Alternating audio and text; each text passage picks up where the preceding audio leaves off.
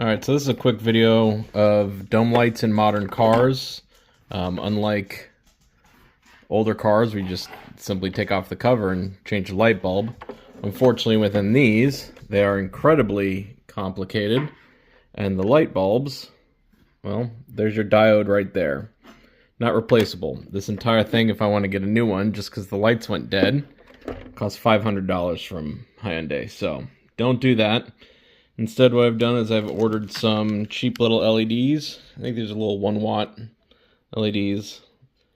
They're not quite the same size, not quite the same thing. However, what I'm going to do is I'm going to solder these on and see if this works. And if it does, this is a $5 fix versus a $500 fix. And really all I need is just some light whenever I get into the car at night. So let's go ahead and solder these on, see how it works. So there's the original one. These ones are slightly larger, but we'll make it work. Alright, so I got that diode off. You can see it here. Basically, I had to rip it apart. Looks like it was actually secured to this board, which is actually a heat sink. So now I've got to try and figure out how to attach the new one to these 2 points.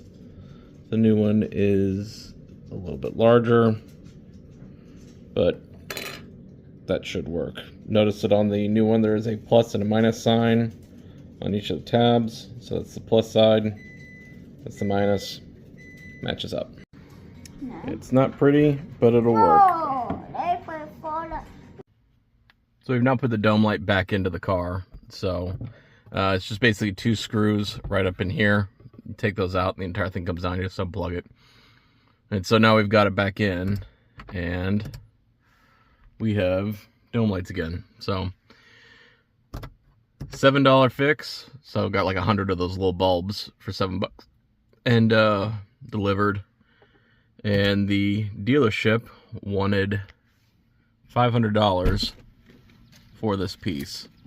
So I'd say it's a heck of a deal to just replace it for $7 and be done with it.